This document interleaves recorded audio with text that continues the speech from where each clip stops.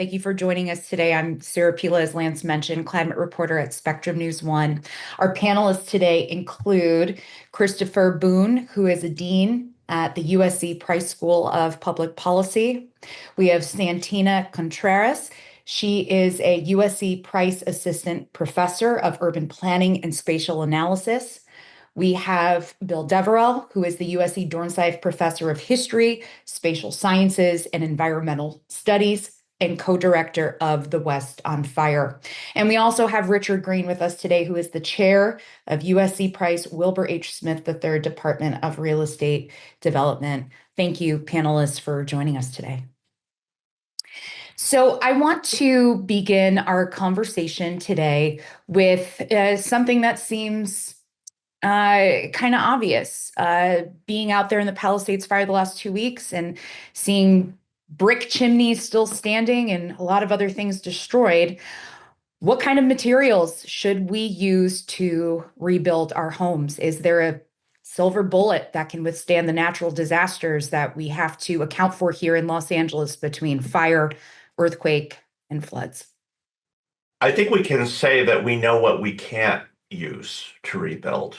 I look at my house, which is a Pasadena house that was built in 1911 with beautiful trees around it. And I think to myself, we can't build houses like this anymore because I have learned because I've gotten suddenly very interested in this subject, that everything about my house makes it about as flammable as possible. I hope no insurance company is listening right now. It has lots of irregular features to it.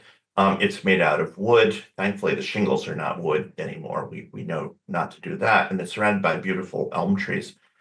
And so we need to, when I see people talking about rebuilding as things were before, I don't think we can do that. And there's been a lot of good coverage of the 2008 California building code, which specifies materials, which is more concrete, more steel, et cetera, that need to be used in order to make houses, if not unflammable, at least less flammable than they are right now. But of course, that will mean changing the character of neighborhoods. And it also means perhaps more expensive construction going forward, which creates its own set of problems.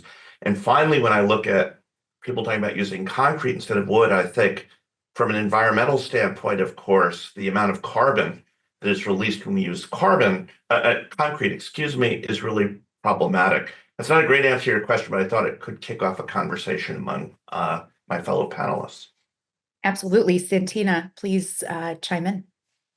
Yeah, so I was going to say some similar comments to Richard in terms of, I think we do have a lot of research, right, that speaks to certain sorts of building, both materials and building approaches that behave better when there's going to be a fire, right? And so similar to what Richard said, things like reinforced concrete, metal roofing, using sort of, fire rated drywall and insulation, all these different sorts of also construction techniques we know that make a really big difference. I think is sort of embedded in a lot of what Richard was saying. I think we really do want to caution, though, against silver bullet kind of solutions because even under best circumstances, none of these, I think we would fully say are completely fireproof and we don't want to focus just on materials and ignore the other sorts of planning approaches, other sorts of decisions that are involved that I know that we're going to talk about around keeping communities safe.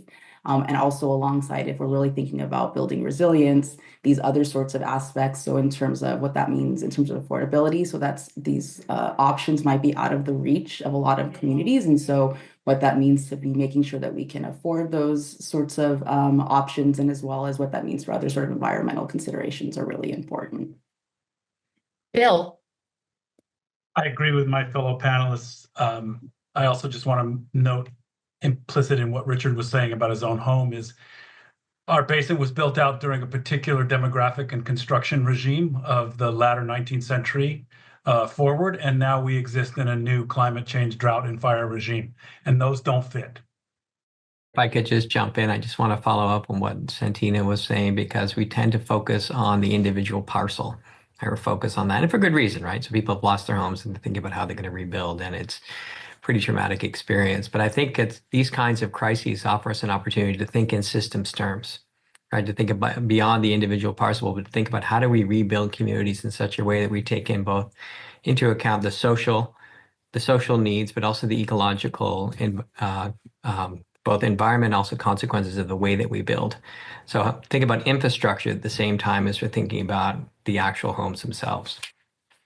Yeah, so let's talk about maybe building codes and the building industry. They've repeatedly scuttled legislation that would have required stricter building codes in areas that are highly vulnerable to fire.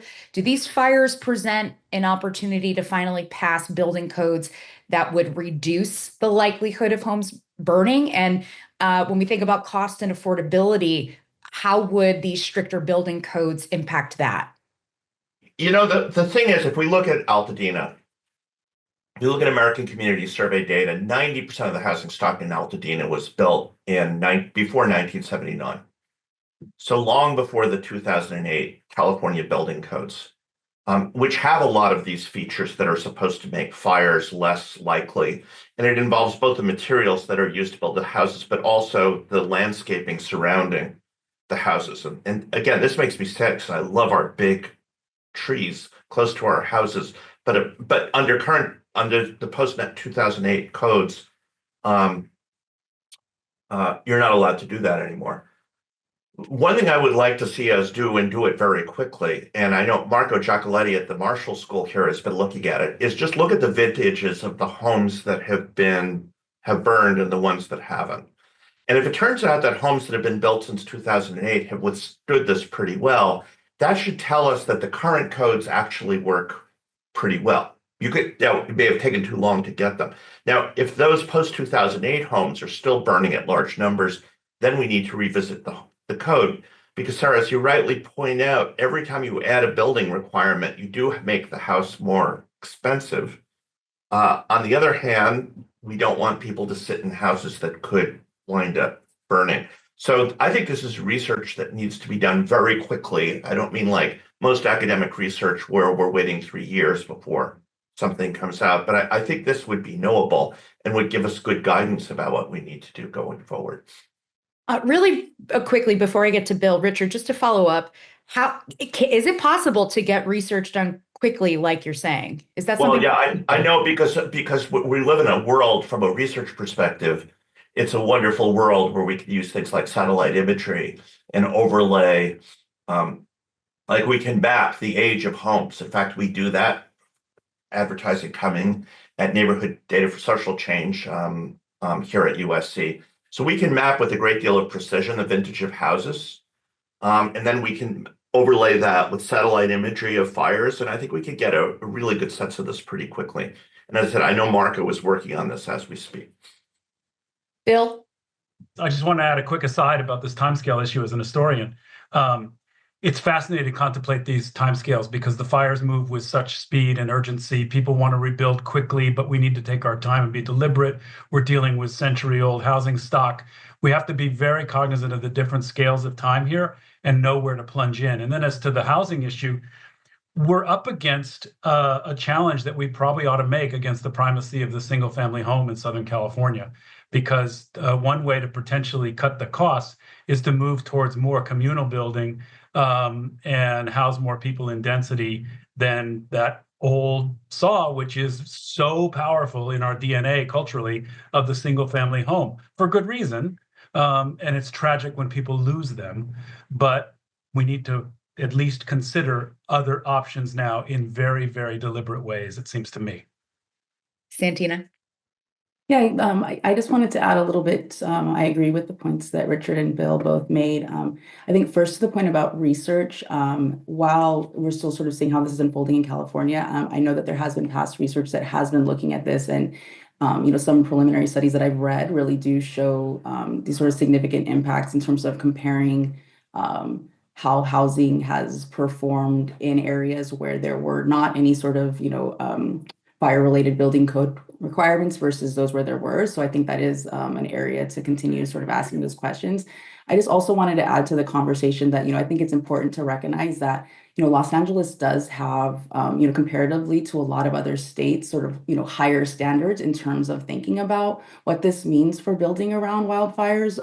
Unfortunately, we've had so much experience with this that it is something that, in some ways we've been kind of leading the way in terms of thinking about what some of these things look like. Obviously, we still have a lot of growth to be made and improvements, as what we're seeing. But I also kind of encourage also sort of, again, as the urban planner in the room, thinking beyond just sort of the ways that this just looks at sort of building construction, right? And so some of, different sorts of thinking about what does that mean in terms of how we control development and other sorts of code documents that we use. What does this look like in terms of having specific wildfire planning documents, which a lot of is kind of becoming more common in a lot of cities and regions, to sort of specifically have planning documents that lay out what this should look like to be able to mitigate these risks. And so thinking about the wider options that are at our disposal in terms of trying to control how we do things that are going to limit the negative impacts that come when a fire comes the next time. Sure. So with some of the answers you guys have posed, I want to kind of combine two questions because I think they are related. So first of all, Bill, you had mentioned about taking a beat to, make sure we want to get people into housing fast, right? There's a lot of people now who are displaced on top of the housing crisis that we have already been dealing with. So, we see the executive orders coming down, working to fast track the rebuilding, but will fast tracking just put us in the same situation we've just experienced? What is the solution for folks to be housed but not fast track us into another disaster waiting to happen? With that said, I also want to just piggyback off of that with saying, can we safely build homes in the urban wildland interface? I can start with that one. So I was gonna say that's a couple of really big questions. I think to take on the first part, I think you're sort of pointing out something we talk a lot about in the disaster planning literature is this sort of tension between speed versus deliberation is something that comes up. I've worked after a lot of post-disaster recovery contexts, and this is always a thing that comes up. Lots of scholars have written about this, and sort of this question of how do we both balance, getting people back into homes as quickly as possible, which is sort of front and center in a lot of our minds. Even the fact that we're having this conversation right now, right? We're still in the really early phases of sort of thinking about this, but we don't want to do that in such a way that we're sort of not having the larger conversations that we have, the big picture things that often take a lot of time. And so a lot of times when we're thinking about recovery, it really is trying to hit that sweet spot in between what are things that we can do that can sort of correct some of the mistakes that we've done before. We talk a lot about around disasters, these windows of opportunities where people are finally starting to sort of question some of our, what it looks like in terms of how we let development happen, where we're having housing, what type of housing. And so we want to be mindful of sort of not taking too much time, but we really don't want to let these opportunities slip by where we're just sort of, pushed so quickly to get rebuilding happening without sort of thinking about those larger things. And then I'll just also add, I do a lot of work, as I mentioned, in sort of community engagement sort of spaces. And so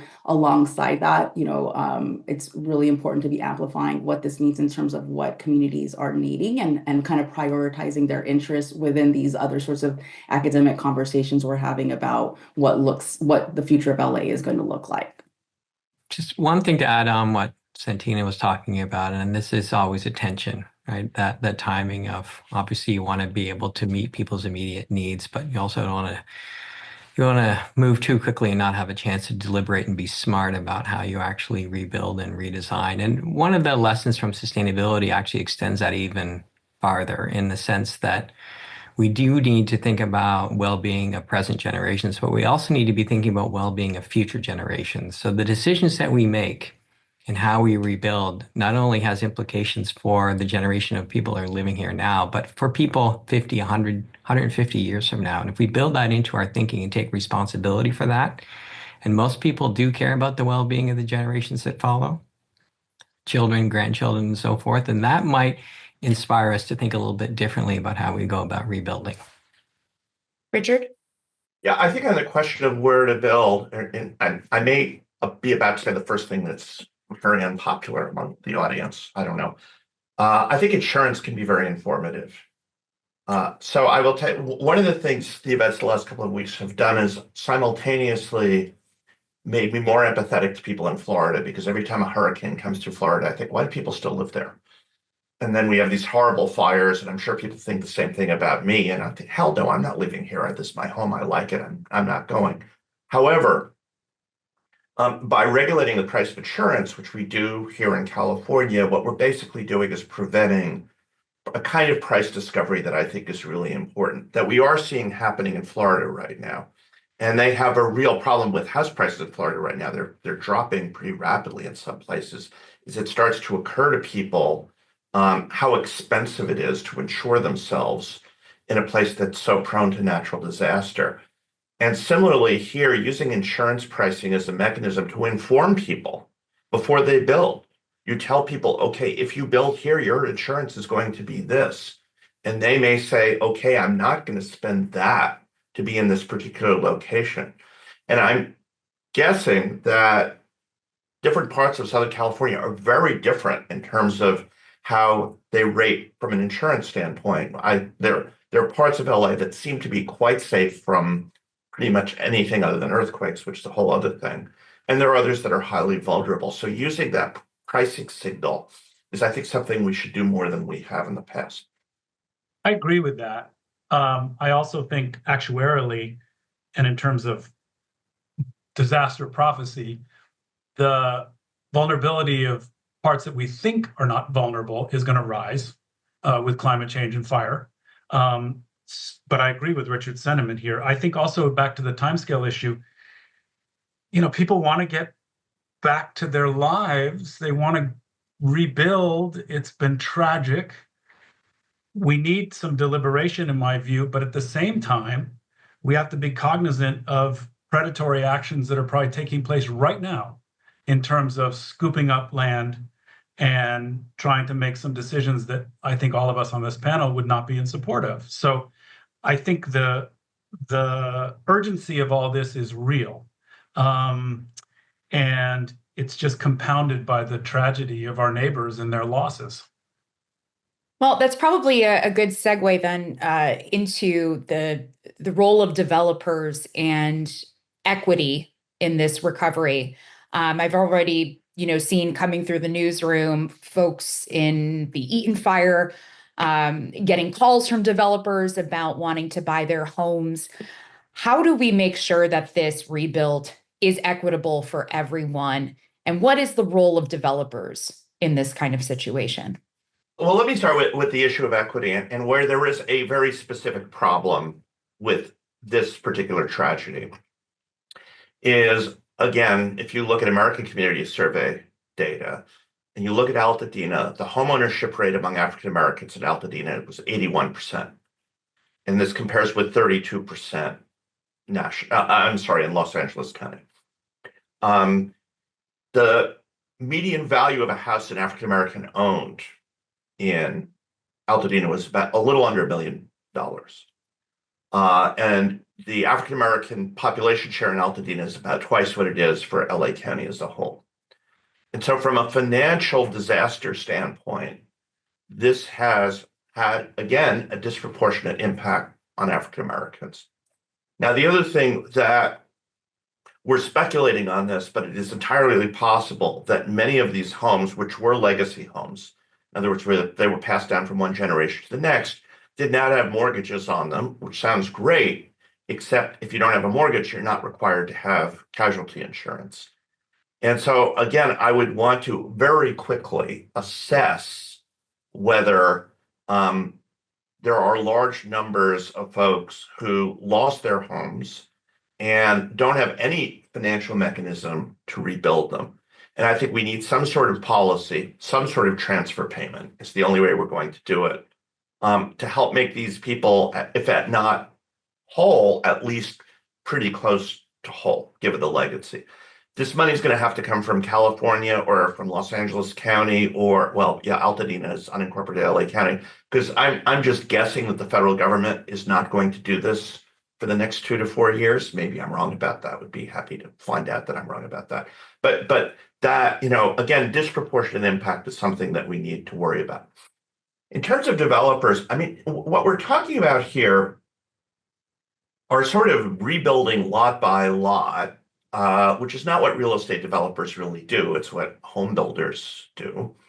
The role for a developer would be is if you designated a place as basically condemned, and you scraped the lots and you assembled them and you paid people, some amount of money that people deemed just, and then they could think about it as a development process or a development project. But I mean, that's what developers do. They think about big parcels of land and subdivide them and turn them into, say, apartments, which might be the ideal thing to do. I don't see that politically as going anywhere. I think people's, again, lot matter to them a lot. And so this is more about the home building process than it is about the development process, which I think is a different conversation. And I could talk about that till the cows come home, but I want to hear from my co-panelists. Santina.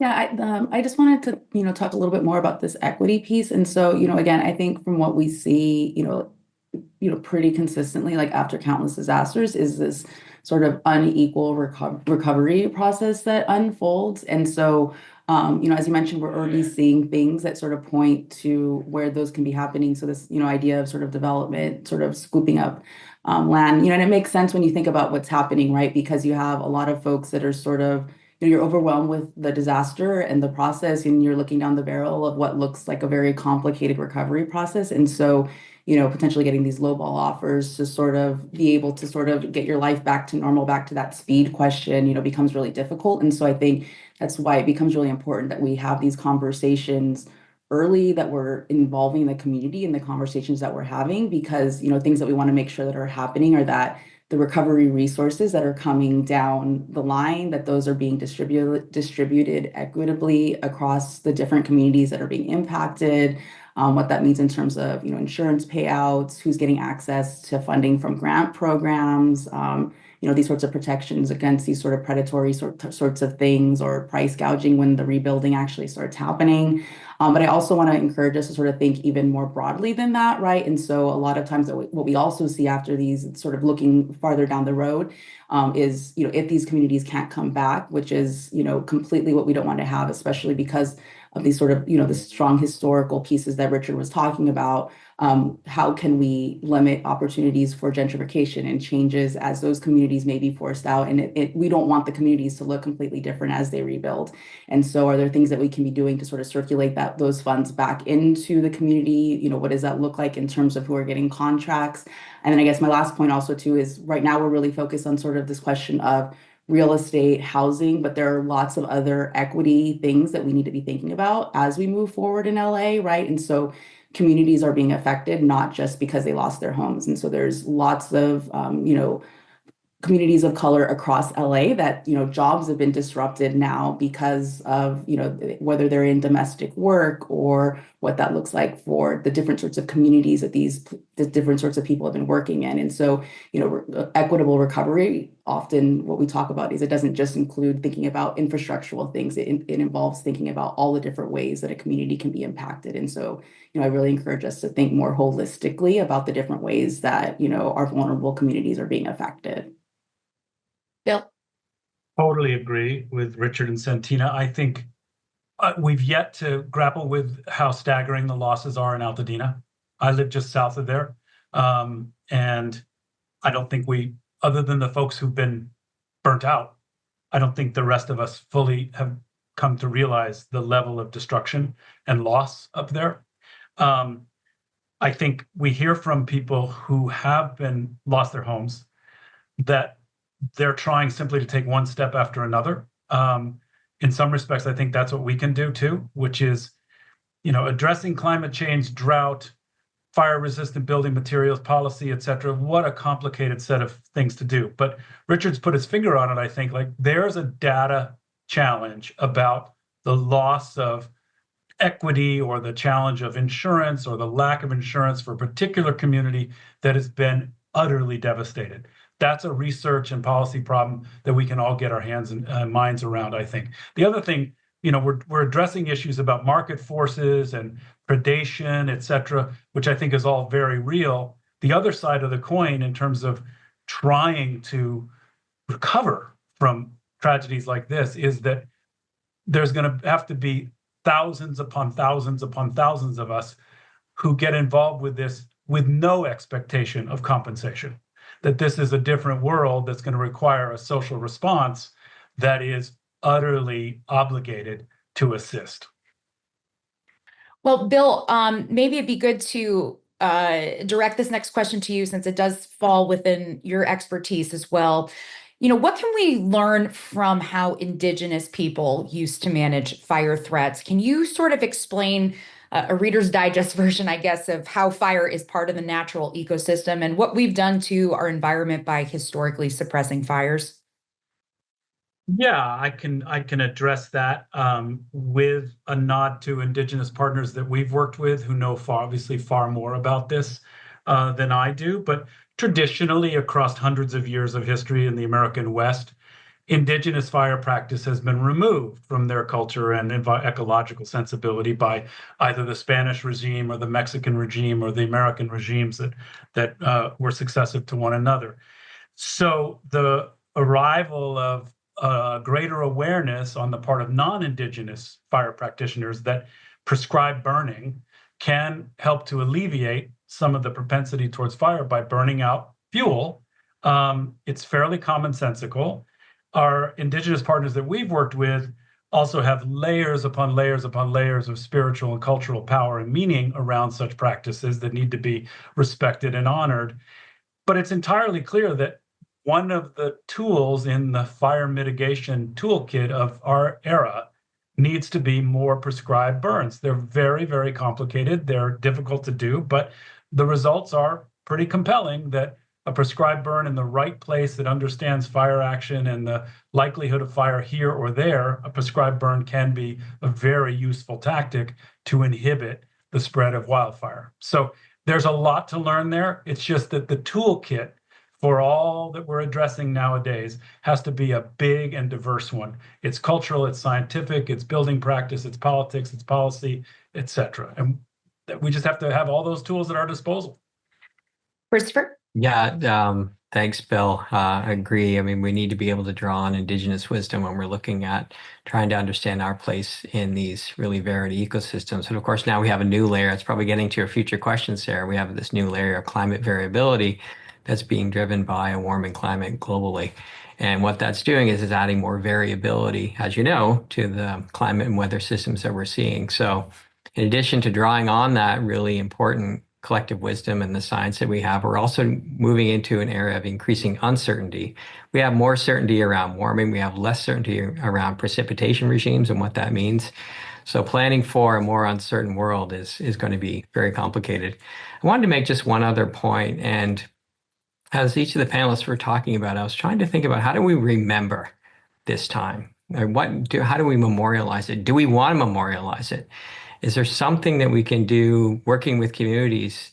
Maybe that's something that they want to forget, and I would understand why. But are there lessons that we can make sure we don't lose as we think about the next generation? Again, going back to the point about sustainability, so that in 20 or 40 or 100 years' time, they remember what communities went through and how they responded.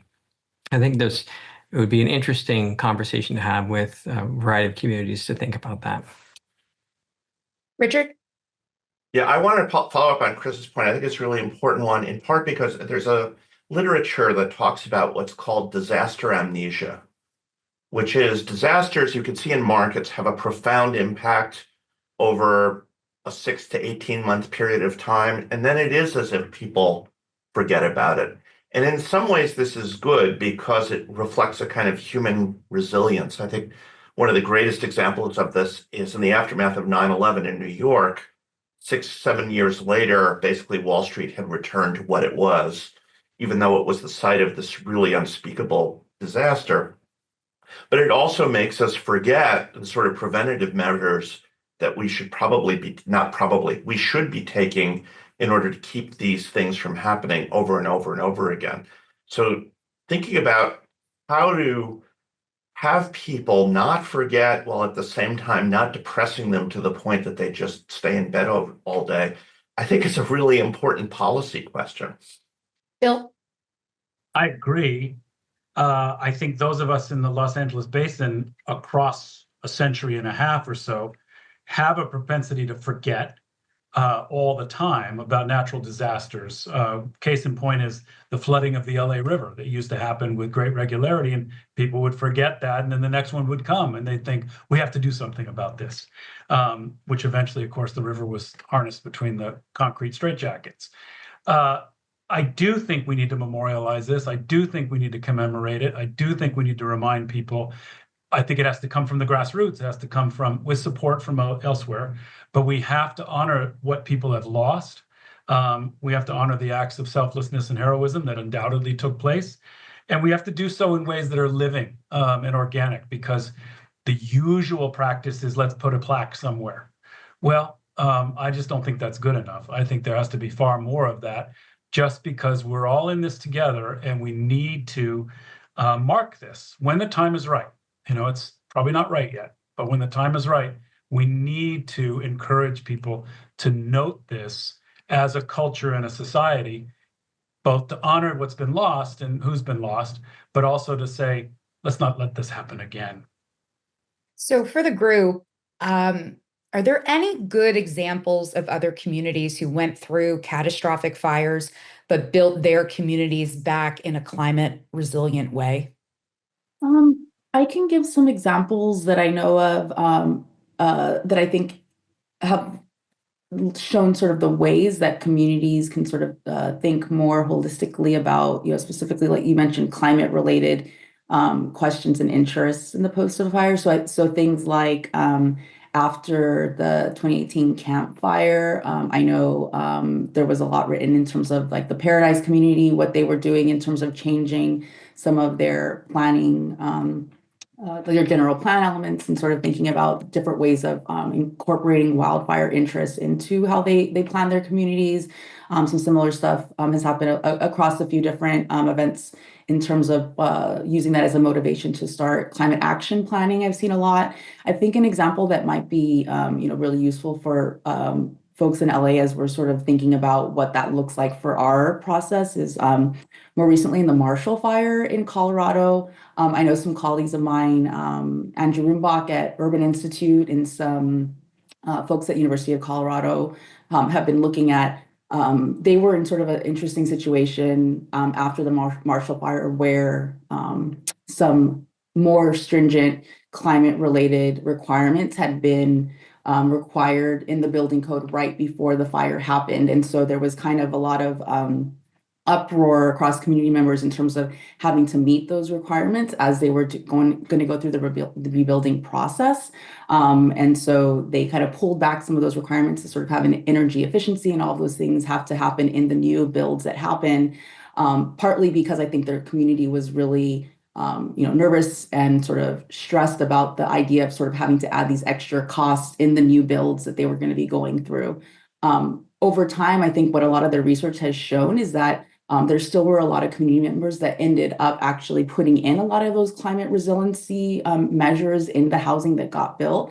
And what that kind of came from, I think, was a lot of really good community engagement that happened between the planners and the communities to sort of show them that, it might not cost that much as it may seem to be able to do those things, and how it was going to have savings in other ways or protect them from wildfires in other sorts of ways. So I think that's a really good case study for us to be thinking about, because, some of these larger questions about how do we rebuild, but how do we do it in a way that's going to be sustainable? It can be difficult because, again, that speed deliberation sort of question is, do you want to be adding more costs? Do you want to be adding more things when you're already just trying to get back to life as normal? But oftentimes those things, may not require that much more, or at least are worth the conversation of thinking about slowing it down to pull it in. So I think some of those cases sort of show the different ways that we can sort of pull in climate sustainability related things alongside the rebuilding process to sort of help that happen in a way that's not completely ignoring these other sorts of goals that we're trying to achieve to be also to be able to mitigate future risks from happening again. Richard? Yeah, I can't help but think of the parallel. So it's not fires, it's earthquakes, but Tokyo does building very differently from the way we do it anywhere in the United States. And part of it, and it's sort of in two dimensions, is on the one hand, their commercial and public space is built, I'll just call it better than anybody else's to withstand earthquakes. But on the other hand, their housing stock is kind of built worse so that it's more flexible and less. And of course, if you have an extreme event, no construction is going to stand up to that. But the Japanese, it's very striking to me, treat housing like an appliance, which is a very different way of treating housing from how we treat it in the United States. And if you visit a Japanese home, I mean, it's not as well built. And they're designed to last about 50, 55 years, in which case they tear them down and build again using more of what we know about the current world as it is.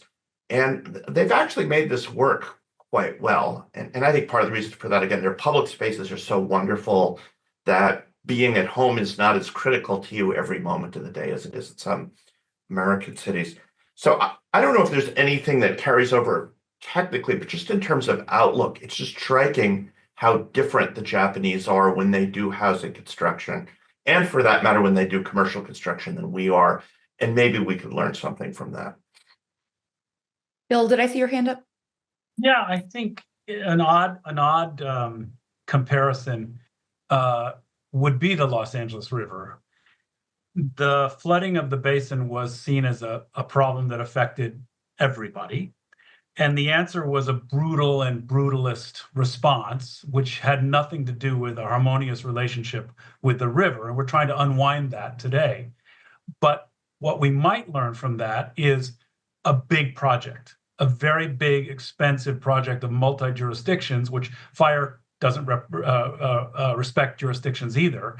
So a big project that tried to handle a big problem.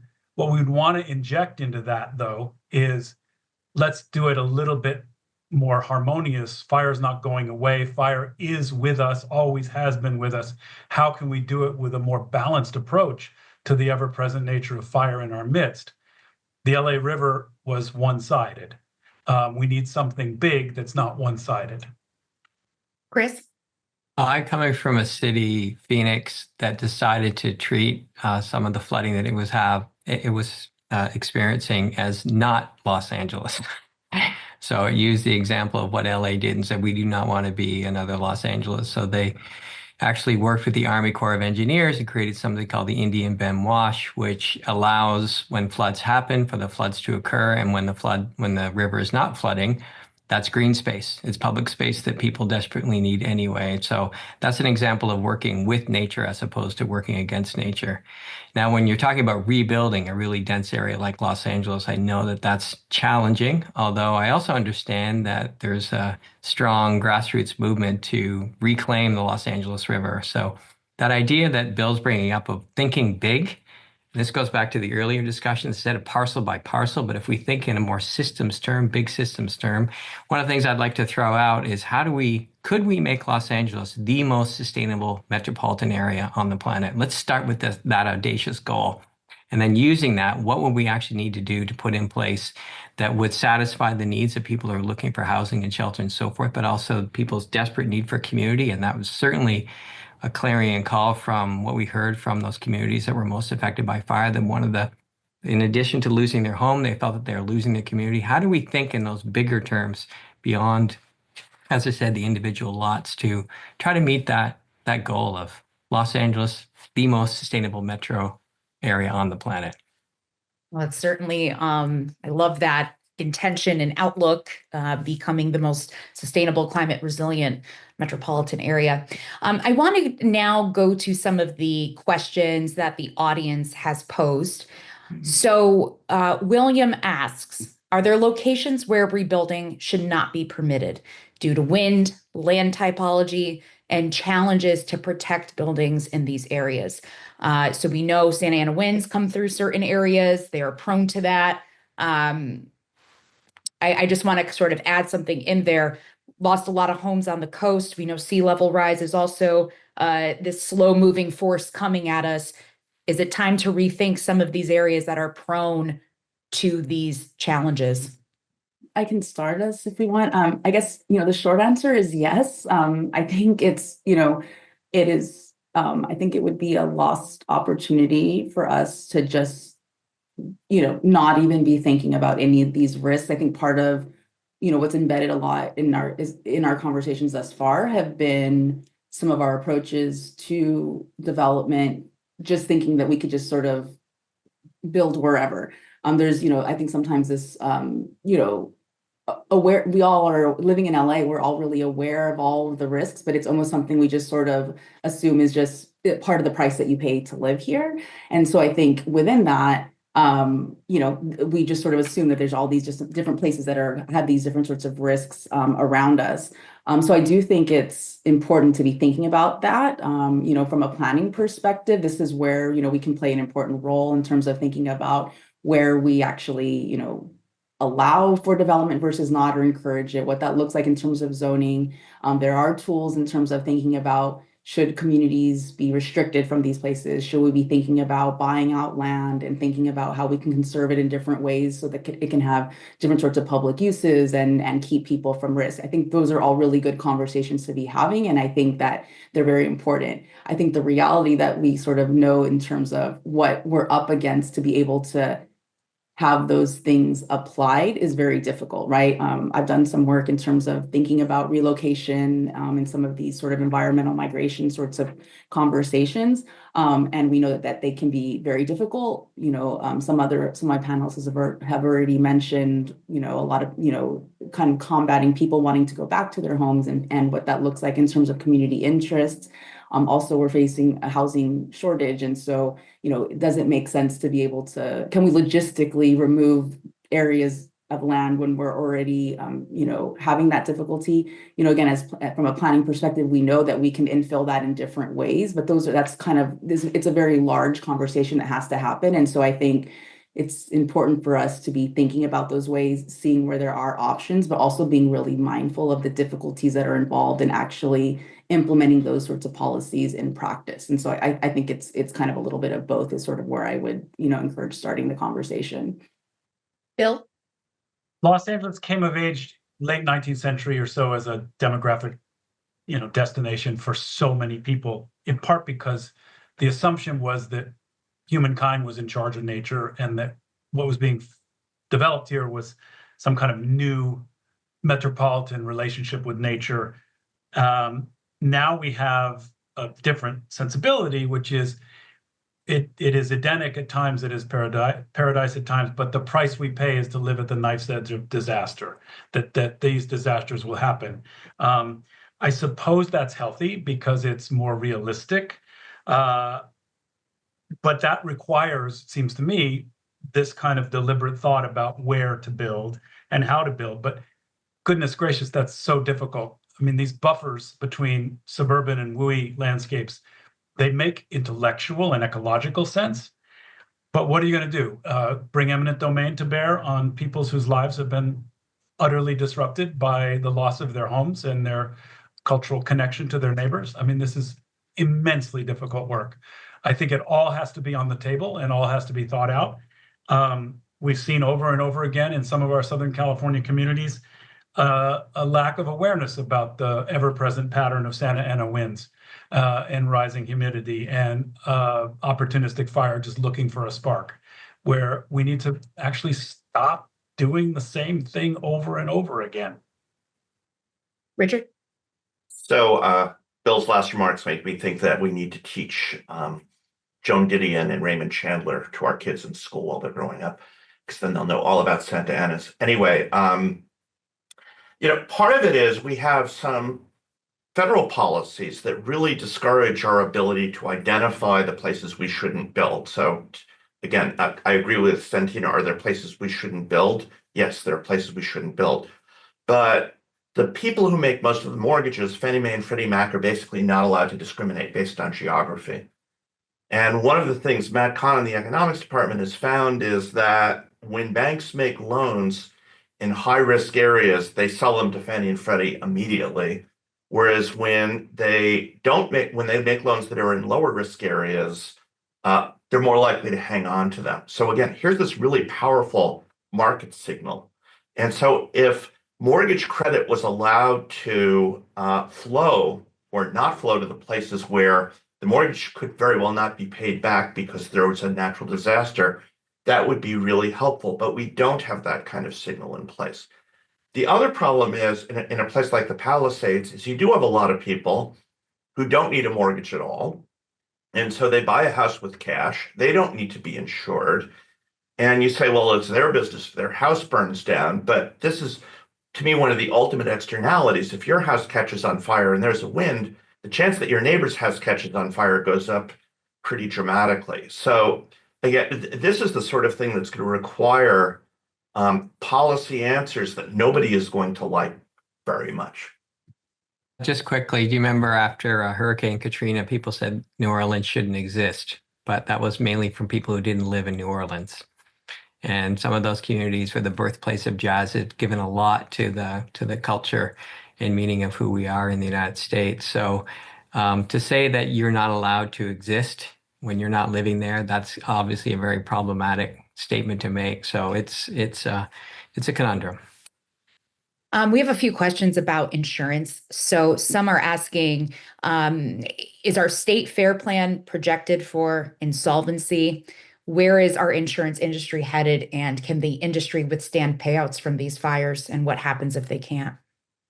Well, again, to me, insurance is the greatest evidence that climate change. I mean, I find it astonishing that anybody doesn't think climate change is real. But for those who don't, this is the market test that it's real.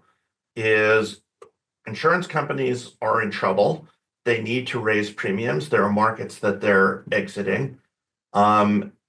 I don't know enough about the actuarial state of the FAIR plan to comment on whether it will be insolvent soon or not. But and there are things called uninsurable risks, and they particularly happen when events happen in places where you think they're never going to happen, like Asheville, North Carolina. I don't think any of us thought that it was at risk of a major hurricane event, and it had an incredibly devastating event. And so there are states of the world that are uninsurable. And so this is a huge problem. And to me, underscores the urgency with which we need to meet climate change. Well, let's move to some more of the community concept of rebuilding. I know a lot of you have talked about that. We have one question about how about when we talk about rebuilding schools, churches, and businesses, would the same type of building concepts apply? The challenge, so the loss of schools and places of worship and beloved restaurants and hardware stores, we need to keep that front and center too. You know, the loss of people's homes is utterly tragic, but all that social fabric that keeps us together in our neighborhoods and communities, in these communities, is now been obliterated. And how you rebuild that, you can rebuild shelter, but how you rebuild a sense of connection through other institutions or neighborhoods or parks, we really need to sit and think together about that too, because that's part of the tragedy of all this, and that's part of the loss, is that fabric that holds people together outside of their homes. Yeah, I just want to second Bill's comment. I think that it's, we haven't talked a ton about it, but I think it really is, one of the most critical things to be thinking about. I think that also sort of gives us sort of that energy for communities to both be able to sort of emotionally process what's going on, to be able to sort of get access to a lot of these resources, per some of the other conversations around making sure that we can really, try to keep the culture of these spaces the same, particularly when we're thinking about the impacts in places like Altadena and in communities of color. And so I think how we sort of center, we haven't talked a ton about sort of like social capital and, what sort of how important these sorts of community related interests are to this process. And so I think that kind of goes back to this wanting to have those interests sort of front and center as we sort of move forward. This whole conversation, hopefully we're also going to be having these sorts of webinars and meetings with the actual communities that are impacted to sort of get their insights in terms of how they're prioritizing the things that they need in the recovery process. And a lot of time these other things are right up there, with housing, and things that we're not even talking about because, we need to sort of hear that from their voices and be advocating on their behalves. Chris? Just wanted to add a comment about the challenge in actually in long time in U.S. history of building public spaces. It's always a fight, right? We live in a very privatized landscape, and using this as an opportunity to how we might think about new public spaces, that maybe this could be part of the remembrance and memorializing of what happened here and what could be learned from it. Thinking about public spaces that could demonstrate different ways that we can interact with the ecosystem that we actually inhabit, to look at different kinds of plants and other vegetation that might be more amenable to building with fire rather than against it. So I would just add that this could also be an opportunity to think about what has typically been a struggle in American urban history, and that is trying to find an opportunity to build public spaces where that social capital can be maximized, realized, and reinforced. We have a question about utility companies. Should they take this opportunity to put their utilities underground before construction starts? Yeah, I don't have a lot. I mean, I think should they take the opportunity to? Yes. But who bears that cost? That's a really important question. I also think historically, we've tended often to put our big high voltage electrical lines that support the grid out in the boonies because we don't like to see them in spaces that we inhabit. And that just creates all kinds of potential for problems. I think probably we've got to bring that infrastructure into, even though it may not be aesthetically pleasing, we have to keep an eye on it better than we have. And that includes the utility companies, but the rest of us are implicated in that too, I think. It's just the cost of burying all that. It's happening, but how you make all of that fire retardant and resistant is a monumentally expensive project. Chris? So, and the planners all know NIMBY, not in my backyard. And to Bill's point, right, these are things that people want and need, but they don't want them in their backyard. But if they were in your backyard and then you became cognizant, it could also help to monitor them as well, right? So when the lines do fall and they spark fires, if you're closer to them, who wants to be closer to them? But if you are, then you could actually alert people early rather than later. I want to get to a quick question on cost. So can we petition the state and feds to offer incentives and/or tax credits for fire-resistant building and fire defense systems, similar to the incentives for solar panels? I'm going to defer to Richard, who probably knows far more than I do, but I would assume this is already underway. Richard? Yeah, I'm not aware of any current policy that does this, unlike solar panels, where there are effectively subsidies for doing it. Again, would the current Congress do something like this? I don't know. Again, because there are externalities involved, which is, again, if my house catches on fire, it's a much greater chance your house catches on fire. It seems like it may be a sensible thing to do. So, having talked about where we should build and where we shouldn't build, I think it is important to note that California, encouraging people to come to California is actually a good idea from a climate standpoint. And particularly coastal California. And the reason for that is we use less heating and air conditioning than pretty much anybody else. I mean, Seattle may be a little better in Portland, but we have a mild climate, which means that one of the ways that people create carbon footprints is ameliorated by them just living here. And so that's why Bill's point about building more densely here so we can have more people here. And by the way, using that incredibly valuable land somehow we have here more efficiently than we do, I think is a good policy outcome. But then, of course, I love California, so maybe you shouldn't listen to me say things like that. And I love California too, Richard. I was going to say, and I was just going to add that to the point about the funding for these sorts of different initiatives. I know we do, like, especially through like CAL FIRE programs at the community level, have offer grant programs to like communities in terms of thinking about different sorts of fire mitigation approaches. House hardening is something that we talk a lot about in terms of for existing housing and what that looks like in terms of, pushing programs so that people are doing the mitigative things to sort of help. So I know that these are conversations that we've been having pre this event. And so I think only time will tell sort of like what that's going to look like in terms of new opportunities and how that gets incorporated into the rebuilding process. But they are things that sort of collectively at the state level, particularly in California, have been part of the conversation thus far. So I think we'll have to see what it looks like compared to some of these other grant programs. We talked about the carbon emissions related to concrete, but we have a question about, is the use of zero or low carbon concrete technology for rebuilding currently feasible? And can it be mandated across the county? And can it be subsidized for lower income families? Colleague in the architecture school, Warren Chechnin, who does know because he's told me, but I don't remember what he told me. So send an email to Warren and find out. It actually sounds like that could be a good story for me. I should contact him to see if we can get that as a solution.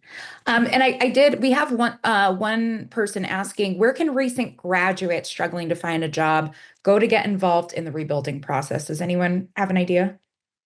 Well, specific opportunities for the rebuilding process, I'd have to think a little bit on that, but I can shout out. I'm sure there's a lot of people on the call that are affiliated with different sorts of hazards, disaster research centers and spaces. There's a big one through the Natural Hazard Center at the University of Colorado that I'm affiliated with that puts on really good webinars and workshops around different sorts of not just wildfires, but lots of different disaster related, all the phases. And so they put together some really good resources for students. And so that's the first place that I would start, just in terms of if you're thinking about being interested in the hazard disaster space more broadly, those are some good opportunities there. And I think Chris might have some suggestions for what that looks like more locally here at USC or in our school. Yeah, so come to USC Price would be and do a graduate degree with us. But I will say, when you look at green jobs, they're accelerating much faster than other categories of jobs. So the market's already spoken. So this isn't just people saying, "Oh, we need to do this because it's the right thing to do." There's economic opportunity in rethinking our relationship with work and how we can embed sustainability principles into it. Sarah, I'm afraid I have to run. It is top of the hour, so I've got another meeting, but. Yeah, this is probably a good time. Thank you, everyone, for joining us. Thank you to our panelists. I hope you found a lot of value in this. Obviously, we could probably talk for hours, but thank you all again for joining us.